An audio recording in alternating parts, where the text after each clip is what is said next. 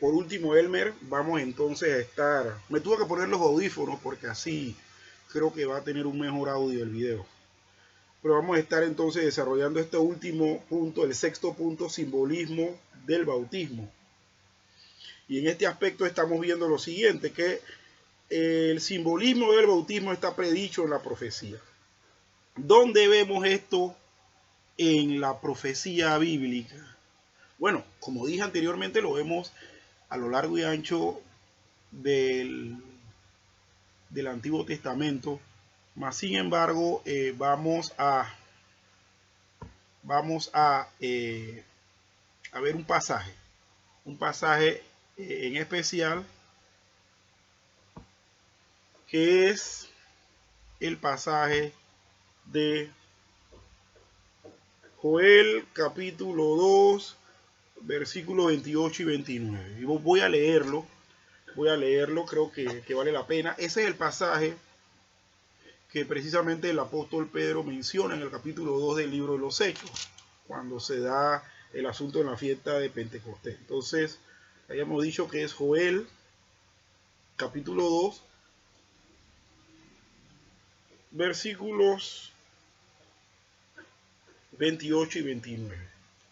Este pasaje dice lo siguiente: y después de esto derramaré mi espíritu sobre toda carne, y profetizarán vuestros hijos y vuestras hijas. Vuestros ancianos soñarán sueños, y vuestros jóvenes verán visiones.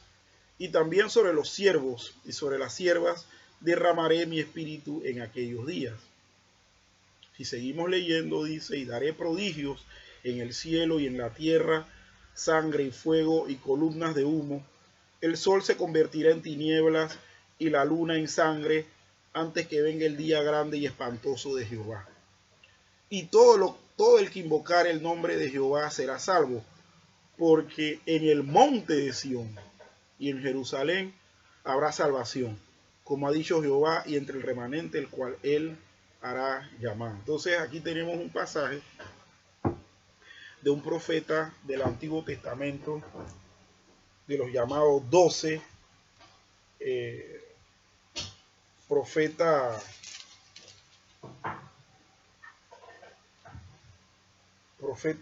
como dije, pues, de la época anterior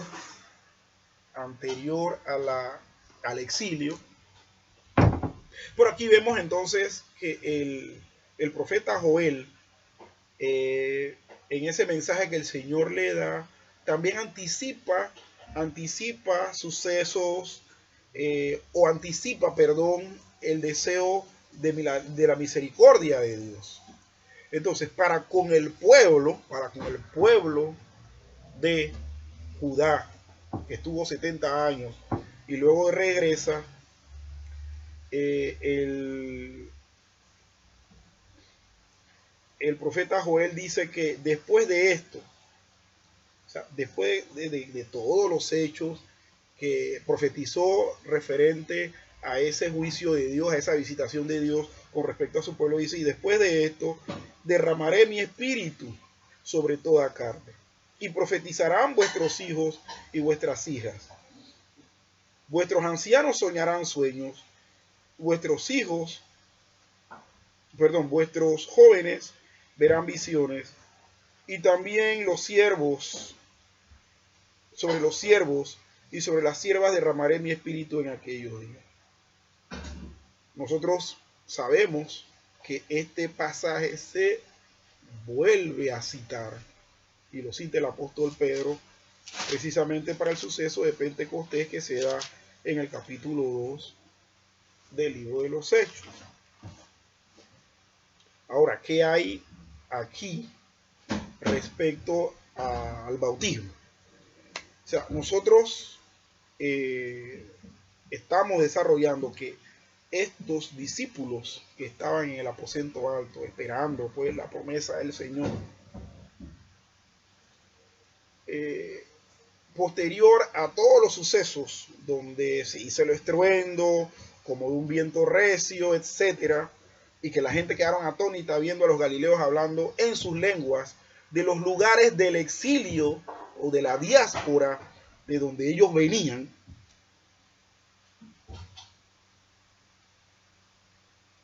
este suceso pues evoca, es el cumplimiento de la profecía que se da en el libro de Joel. Y acordémonos que posteriormente a la cita de este pasaje y de la predicación de Pedro, es que se convierte en 3.000 personas.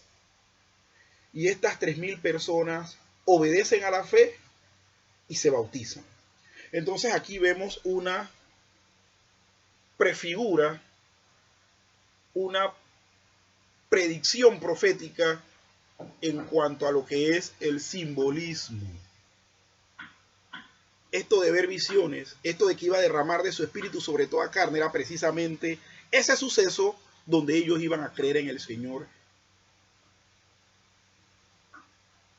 Y siendo pues manifestantes de que habían sido tocados por Dios para salvación, entonces viene posteriormente el hecho del bautismo para cada uno de ellos.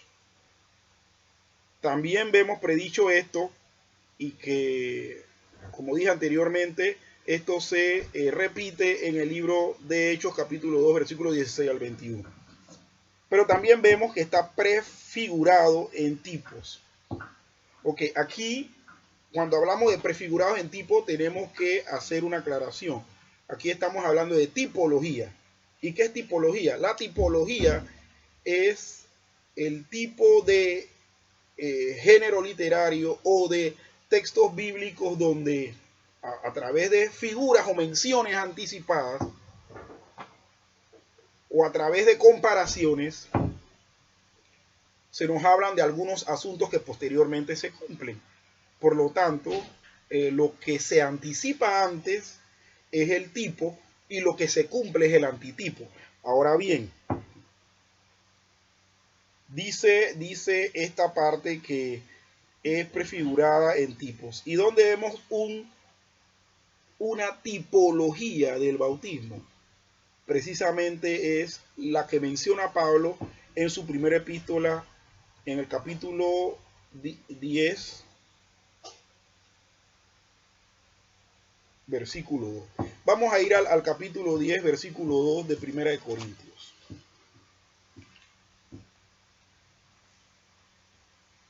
Y dice así: y todos en Moisés fueron bautizados en la nube y en el mar. El bautismo tiene un tipo, el bautismo cristiano, que se hace posterior a la fe y que es una práctica de una doctrina importante. Vemos a Pablo citando eventos de la vida del pueblo de Israel, como cuando Moisés los comandó, los lideró en el desierto por 40 años, en donde ellos estaban cubiertos por la nube, y también cuando el mar Rojo se abrió en dos, ellos pasaron en seco. Ahora mire, lo curioso de esto es que la tipología que se usa es de la nube. La nube no es agua, pero ¿por qué es un tipo la nube del bautismo? Porque la nube cubrió al pueblo, lo cubrió, lo tapó por completo. ¿Y por qué el mar que se abrió y que dejó un camino en seco, que no mojó a nadie? Es una prefigura del bautismo cristiano, porque precisamente también una pared de agua a un lado, otra pared de agua en otra, iba rodeando, cubriendo, abrumando al pueblo de Israel para que ellos pudieran pasar en seco. Y miren que se usa la figura del bautismo cuando ellos pasan en seco, no se usa la figura del bautismo cuando esas aguas regresan a su lugar y ahogan al ejército egipcio.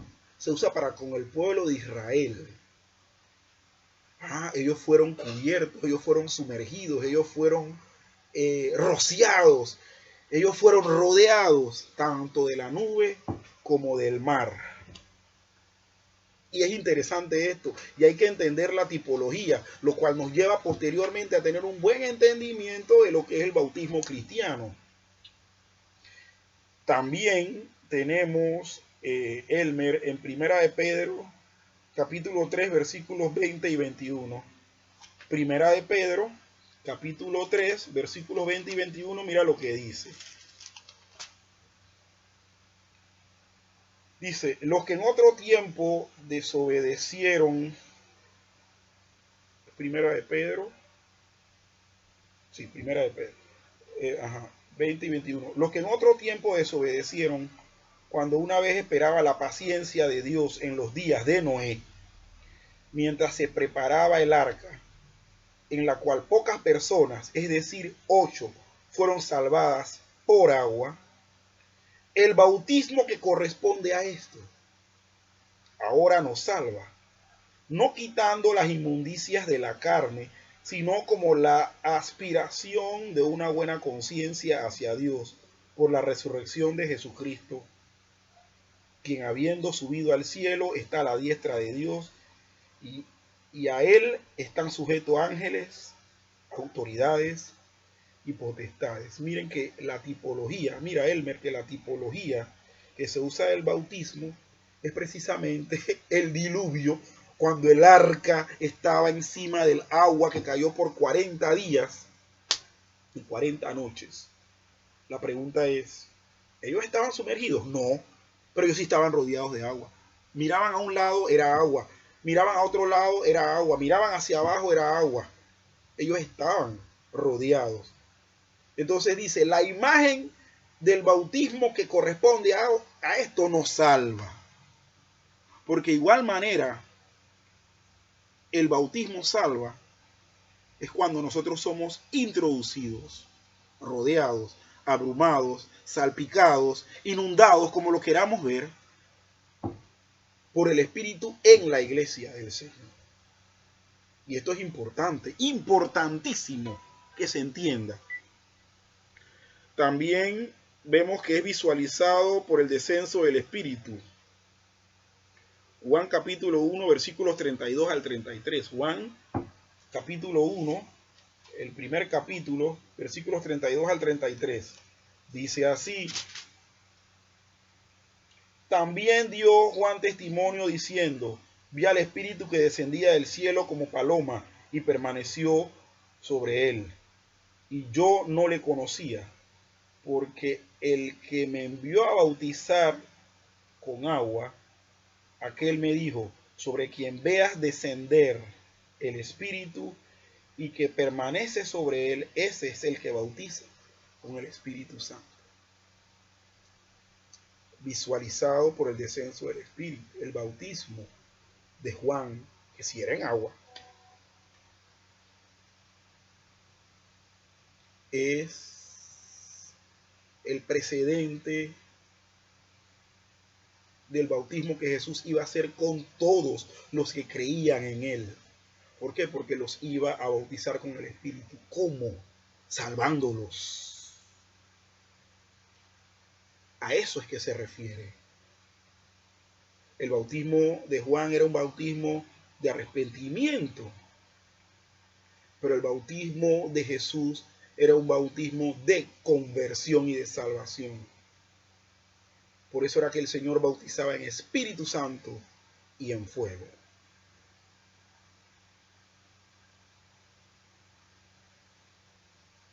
En Hechos capítulo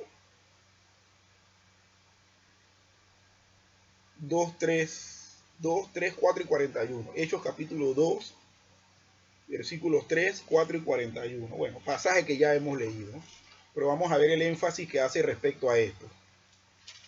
Hechos capítulo 2, versículo 3, 4 perdón, y 41. Dice, y se les aparecieron lenguas repartidas como de fuego, asentándose sobre cada uno de ellos. Y fueron todos llenos del Espíritu Santo y comenzaron a hablar en otras lenguas, según el Espíritu les daba que hablasen. El versículo 41, así que los que recibieron su palabra fueron bautizados y se añadieron aquel día como 3,000 personas. ¿Por qué se hace esta conexión? Porque el bautismo o el Espíritu o el descenso del Espíritu Santo que hubo en el libro de Hechos, en el capítulo 2, fue precisamente una promesa que Jesús hizo para proclamar el mensaje del Evangelio. No fue para que la gente quedara hablando en lenguas. De hecho, el don de lenguas es un don que deja de mencionarse en las escrituras precisamente porque empezó a declinar su uso porque ya no tenía funcionabilidad para lo que había sido creado. Entonces, en todas las predicaciones posterior a eso, mi estimado Elmer, se anunció el Evangelio. No hay manifestación de lengua, pero la gente sí se convierte y la gente sí recibe el Espíritu Santo. Porque para convertirse el Espíritu Santo tiene que llegar a tu vida primero.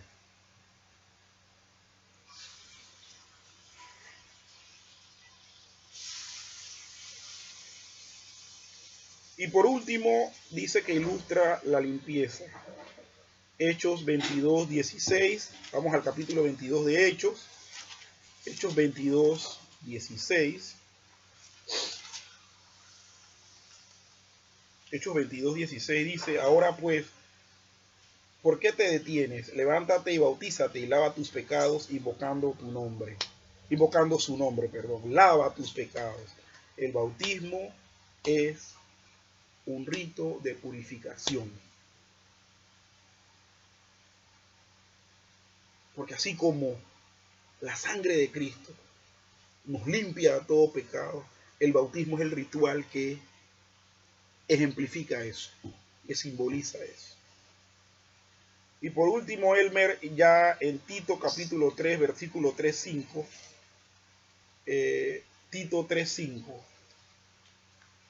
Tito 3.5, Tito 3.5, voy a decir Tito 3.5 hasta que lo encuentre. Tito 3.5 dice, nos salvó, no por obras de justicia que nosotros hubiésemos hecho, sino por su misericordia, por el lavamiento de la regeneración y por la renovación en el Espíritu Santo. Ese lavamiento, si vamos al texto griego, la palabra para lavamiento es baptisma. Así que, mi estimado Elmer, esto pues es mi colaboración. ¿Qué podemos concluir ahí? Bueno, la doctrina del bautismo es una doctrina fundamental. Es una doctrina que nos ayuda a comprender otras cosas, que está enlazada con otras doctrinas fundamentales también del cristianismo histórico.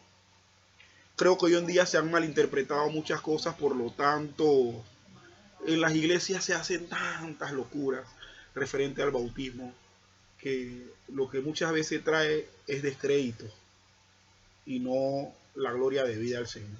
Bueno, mi hermano, bendiciones y como tú dices, divino. Dios te bendiga, mi hermano.